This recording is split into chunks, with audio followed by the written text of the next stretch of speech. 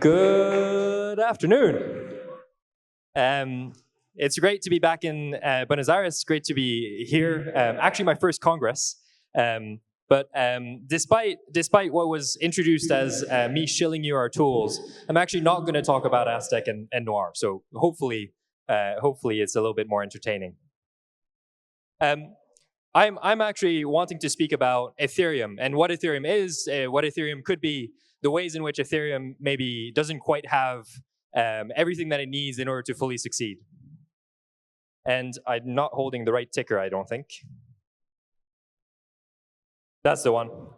So who am I? My name is Arnaud. I'm one of the co-founders of Aztec. We make blockchains useful by making them private. That's the long and short of it. If you want to learn more about it, you can just go check out the website. Again, I won't bore you with all the details.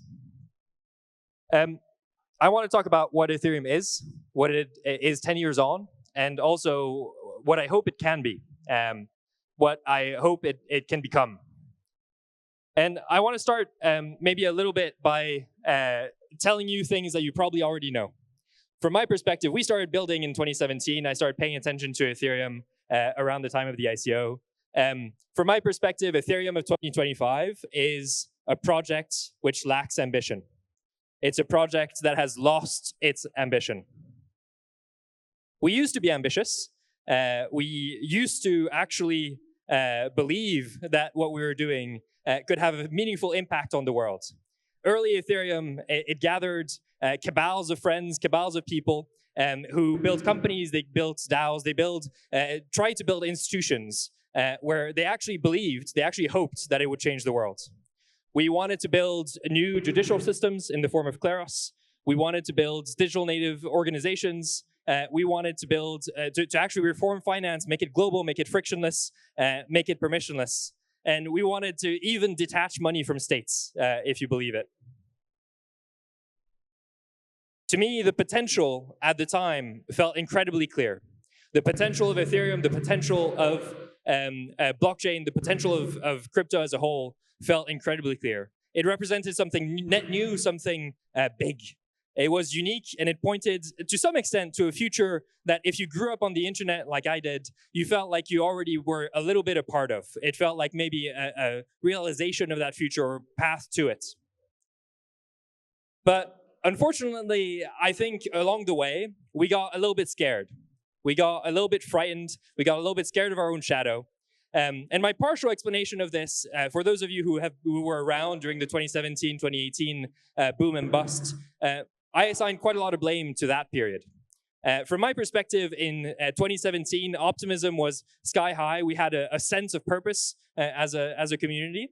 And then by us not policing the space maybe as much as we should have been, also because the promise and the vision that we were putting out into the world was actually resonant, actually interesting, we were co-opted, right? Grifters and opportunists and people who wanted to take a bite out of the potential, the promise, without actually delivering, came and went.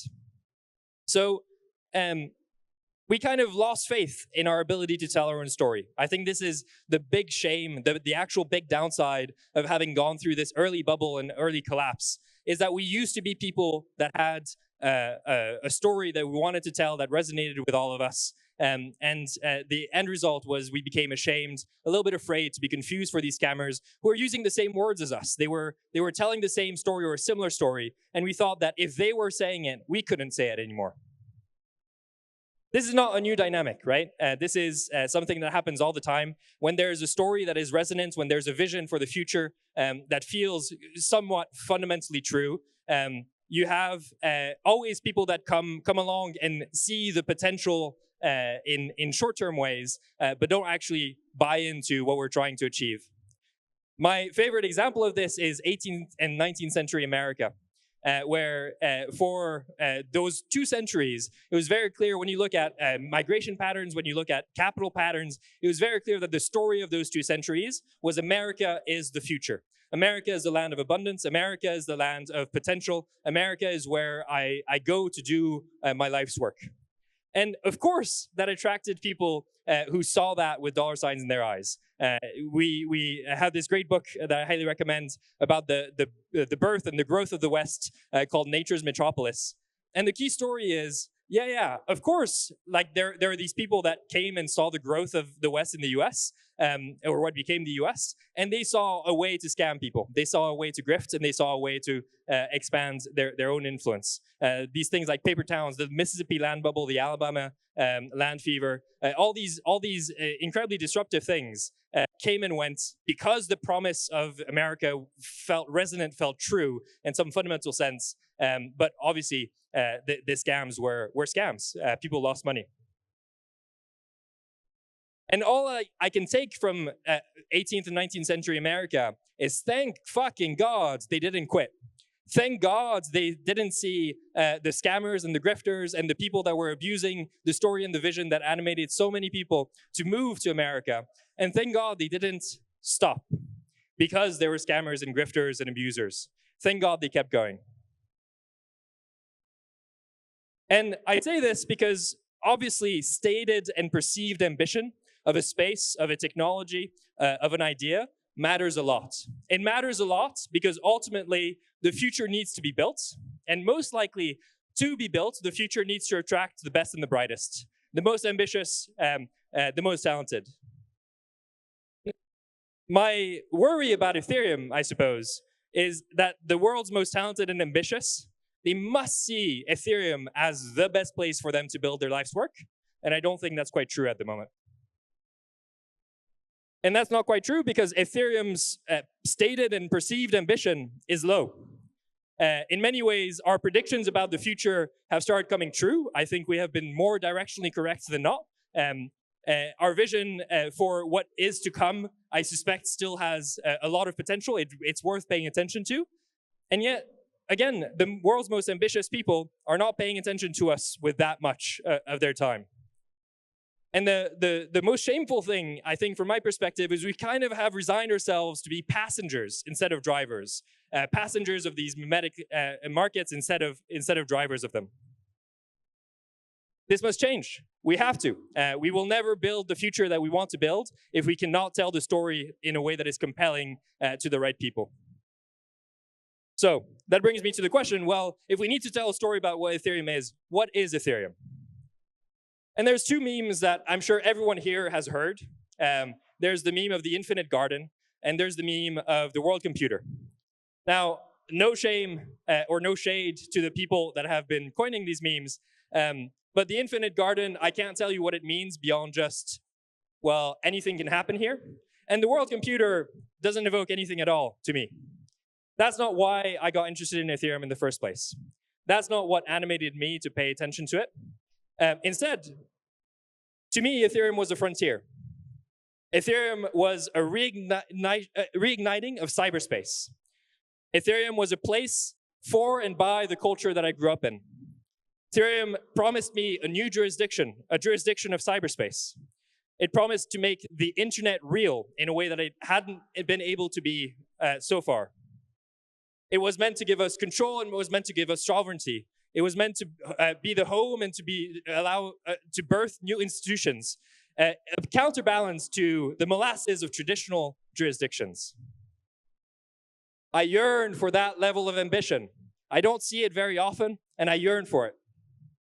It's critical, from my perspective, that we find and project that level of ambition again, that we get over the shamefulness that we seem to have acquired over the past decade about telling our story, about telling why what we're doing is worthwhile. If we don't, if we're not able to tell it in a compelling enough way, we will lose the future to people who find other stories to tell. The stories that I suspect the people in this room don't find nearly as compelling. And maybe to close it out, I'm going to give you my litmus test, my understanding of when I will be able to say Ethereum has succeeded. And my litmus test is not some grand vision. It's not some reform of the world government. My litmus test is this: digital neighborhood banks. I grew up on the internet. All of my friend groups, my high trust groups, everyone who I want to spend my time with, They're online first and foremost. And what's shocking compared to the world of 19th, 20th century is that the infrastructure that my networks have access to is shockingly shit. If I want my digital neighborhood to have access to credit, to have access to funding, even if it's internal to that network, there's basically no way to facilitate that. What are digital neighborhood banks? Neighborhood banks, well, they used to be small financial institutions that give access to credit embedded within a particular network, right? Embedded within a particular high trust network. These disappeared in the physical world, and they've never reappeared in the digital one. For my friend groups, for my circle of my digital neighborhood, to be honest, the only funding mechanisms that they have access to, that we have access to, are basically traditional credit, who don't understand us, and most of my friend groups are cross-jurisdictional anyways, they're international, so the idea of getting a loan for a group project that is happening between Switzerland, the US, the UK, that is incredibly difficult to do. Or we can start a startup, but that is an incredibly constraining thing, right? We simply cannot put everything in the shape of startups. Or if we're lucky, we can get a grant for a particular kind of ambition or a particular vision. That, to me, is insufficient. I want to be able to put money in a pot that is not going to be dispersed across the whole of the internet, that is specifically going to be applied to the vision of the future that my digital neighborhood has. And I want people within this digital neighborhood to have access to that money using traditional methods of credit.